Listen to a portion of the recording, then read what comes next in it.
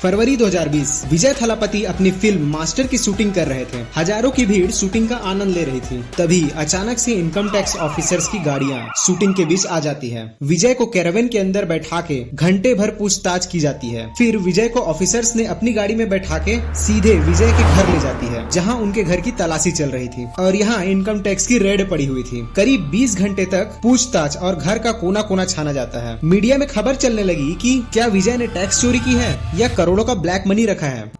Tamil superstar Vijay has been summoned by the Income Tax Department to appear before it in the next 3 days. ये सवाल विजय के political opponents को काफी खुशी देने वाले थे। लोगों को लगा शायद ये विजय का डाउनफॉल है, लेकिन अगले ही दिन विजय वापस अपनी कल वाली शूटिंग प्लेस पर पहुंचा। अपनी वैन पर चढ़कर सबके साथ सेल्फी ली। इस एक सेल्फी ने पूरे इंटरनेट को हिलाकर रख दिया। ये सेल्फी सिर्फ फोटो नहीं बल्कि एक जवाब था उनके सारे अपोनेंट्स को कि वो किसी से नहीं डरते, चाहे वो गवर्नमेंट की इनकम टैक्स ऑफिसर ही क्यों ना हो। लेकिन इतना कॉन्फिडेंस विजय के अंदर आया कहां से?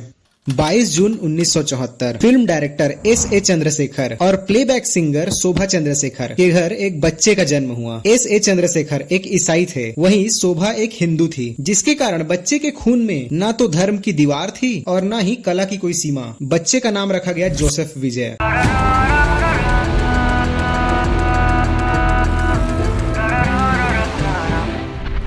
बचपन में विजय काफी शरारती, बातूनी और पूरे घर को सिर पर उठा लेते थे। वो अक्सर किसी न किसी की नकल करते रहते थे। 10 साल की उम्र में ही उन्हें फिल्म वेत्री के लिए चुना गया, जहां से उन्हें 500 रुपए भी मिले।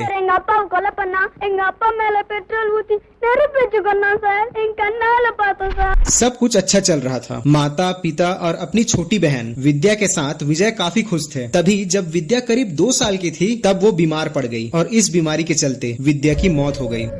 इस घटना का गहरा असर विजय पर पड़ा और अब वो हमेशा शांत और गंभीर रहने लगे। कहा जाता है कि आज जो विजय का प्रोडक्शन हाउस है वीवी क्रिएशन, असल में वो विजय विद्या क्रिएशन है, जिसे विजय ने विद्या के याद में बनाया था।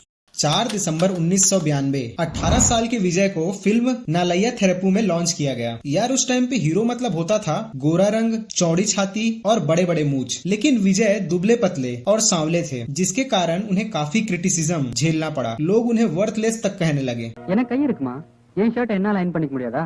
அதில்லப்பா நீங்க போங்க நான் பண்ணிக்கிறேன் போங்கம்மா போங்க। पहली फिल्म पीटने के बाद कोई भी प्रोड्यूसर विजय के ऊपर पैसा नहीं लगाना चाहता था, लेकिन फिर उनके पिता ने उनका साथ दिया और 2 साल बाद 8 जुलाई 1994 को फिल्म रसीगन आई, जिसे खुद उनके पिता S.A. चंद्रशेखर ने डायरेक्ट किया। यार इसी फिल्म में उनको पहली बार इलाया थलापति यानी युवा सेनापति कहा गया। उस टाइम लोगों को ये मजाक लग रहा था, लेकिन यार ये एक ब्रांड की शुरुआत थी। விஜய் போடா விஜய் அவனை விட்டு இனிமே எந்த பொண்ணு மேல கை வைப்பியாடா? சத்தியமா என் பொண்டாட்டி மேல கூட கை வைக்க மாட்டேங்க।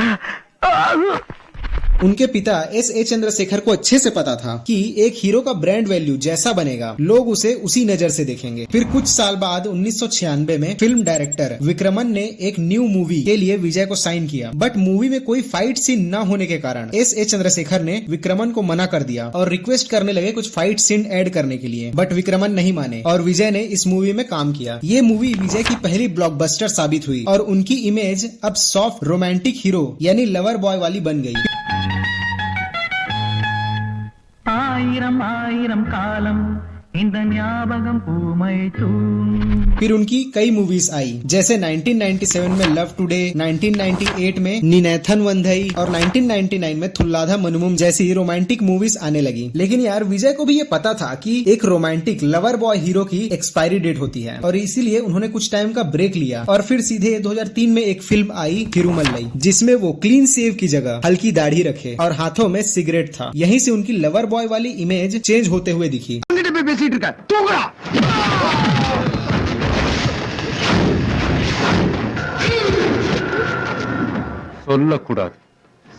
अगले साल ही 2004 में आई मूवी घिल्ली, जिसने बॉक्स ऑफिस के सारे रिकॉर्ड्स तोड़ दिए। ये मूवी 50 करोड़ कमाने वाली पहली तमिल फिल्म बन गई। अपनी बोड़े बोड़े बोड़े अस्ती बोड़े कन्नाले।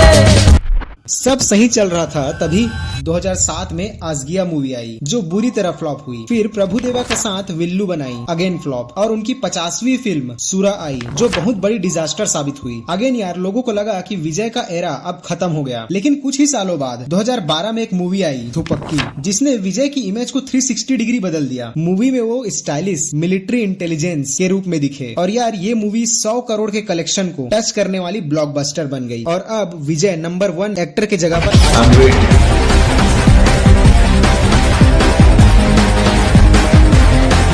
Empire Jagdish, Indian army. इस मूवी के बाद विजय ने ज्यादातर ऐसी मूवी ही पिक किए जो गवर्नमेंट या सिस्टम को चैलेंज करती थी। 2013 में विजय की अगली मूवी का पोस्टर रिलीज हुआ, नाम था थलाइवा टाइम टू लीड। यार मोस्टली जगहों में मूवी एक्टर्स को एक एक्टर के रूप में देखा जाता है, लेकिन साउथ साइड स्पेशली तमिलनाडु में मूवी स्टार को एक भगवान के रूप में माना जाता है। सुपरस्टार रजनीकांत की मंदिर है तमिलनाडु के मदुराई में, जहाँ उनके बर्थडे पर रजनी चतुर्थी बनाकर उन्हें अभिषेक करते हैं। और ऐसे जगह में विजय की पॉपुलैरिटी का बढ़ना और उनकी मूवी थलाइवा में एक लाइन टाइम टू लीड का होना उस टाइम के सीएम जयललिता को सही नहीं लगा, जिसके कारण मूवी को रिलीज होने ही नहीं दिया गया। और यार इस सिलसिले में विजय ने सीएम जयललिता से मिलने की काफी कोशिश की, लेकिन उन्हें मौका ही नहीं दिया गया। बार बार सीएम के ऑफिस में जाने से विजय भी परेशान हो गए। एट द एंड उन्हें अपने पोस्टर थलाइवा से टाइम टू लीड लाइन को हटाना पड़ा। और ये पहला ऐसा इंसिडेंट था जब विजय को सिस्टम के पावर का एहसास हुआ। और कहीं न कहीं इस इंसिडेंट के बाद विजय ने पॉलिटिक्स में आने का फैसला बना लिया, जिसके लिए यार उन्होंने अपनी फिल्मों को हथियार बनाया। साल 2014 में मूवी कथथी आई। इसमें उन्होंने कॉर्पोरेट लूट और फार्मर सुसाइड जैसे इश्यूज उठाए। अमेरिकन मल्टीनेशनल कंपनी ने 200 गांव के खेत बर्बाद कर डाले। उनके खिलाफ अगर किसी ने आवाज उठाई तो वो सिर्फ ये लोग हैं। इंसाफ पाने के लिए 6 किसानों ने अपनी गर्दनें काट ली। फिर साल 2017 में आई मार्शल मूवी, जहां एक सीन में विजय ने जीएसटी और नोटबंदी के खिलाफ डायलॉग बोला कि सिंगापुर में 7% जीएसटी है और वहां इलाज फ्री है, लेकिन भारत में 28% जीएसटी होने के बाद भी लोग इलाज के बिना ही मर रहे हैं।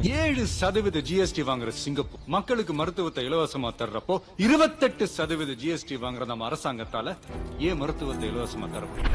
यार ये सीन सीधे नरेंद्र मोदी गवर्नमेंट को टारगेट कर रही थी। The BJP has stepped up its attack on actor Vijay after objecting to scenes that allegedly mock GST in his new film Marshal. इसलिए मोदी गवर्नमेंट के कुछ नेता इसके अगेंस्ट बोलने लगे, जैसे कि हिंदू मुस्लिम होता है वैसे ही सिमिलरली। एक नेता विजय को उनके क्रिश्चियन होने के कारण कहा कि विजय क्रिश्चियन है, इसलिए वो मंदिर के जगह हॉस्पिटल बनाने की बात कर रहा है, अगर हिंदू होता तो नहीं करता। लेकिन अगले ही साल 2018 में विजय ने एक नई मूवी लाई, नाम था सरकार। यार अगेन इस मूवी में एक सीन था जिसमें वहाँ सरकार के द्वारा मुफ्त में दी गई चीजों को आग लगा रहे थे, और उस टाइम की गवर्नमेंट ने यार इसे फ्रीबीज से जोड़कर देखा। वहाँ की गवर्नमेंट AIADMK को इस सीन से काफी बुरा लगा और फिर मूवी को अपोज भी किया गया। बाद में यार उन लोगों को मूवी से वो सीन हटाना पड़ा। फिर साल 2020 में उनकी अगली मूवी थी मास्टर, जो कि यार मेरा भी one of the favourite movie है, जिसमें उन्होंने जुवेनाइल क्राइम और चिल्ड्रन एक्सप्लॉयटेशन इश्यूज दिखाए। और यार इसी मूवी के शूटिंग के टाइम इनकम टैक्स वालों ने उन पर रेड की थी, लेकिन उनके घर से 1 रुपया भी ब्लैक मनी नहीं निकला। इन सब इंसिडेंट्स और मूवीज से उनकी इमेज एक रियल थलापति वाला बन गया, और ये लगने लगा था कि वो भी एक्टर MGR, जयललिता और कमल हसन जैसे लोगों की प्रथा यानी मूवी से पॉलिटिक्स में जा सकते हैं।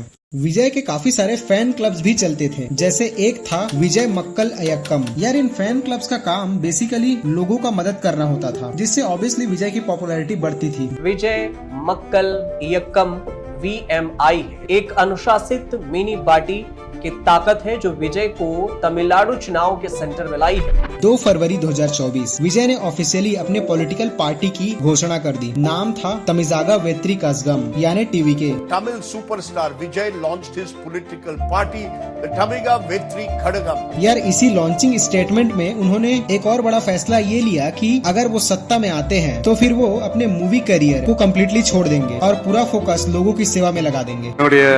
கனவெல்லாம் சினிமா நடிப்பு தான், அதை நோக்கி தான் என்னுடைய பயணம் போயிட்டு இருந்தது।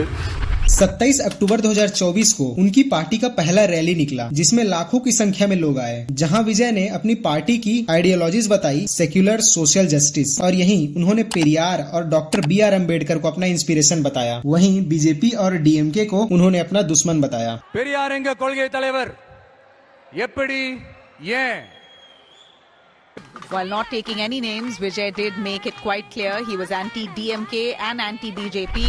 यार इस रैली के ठीक 11 महीने बाद 27 सितंबर को विजय की दूसरी रैली होने वाली थी। इस बार भीड़ इतना ज्यादा था कि भगदड़ में 41 लोगों की मौत हो गई और 100 से ज्यादा लोग घायल हुए।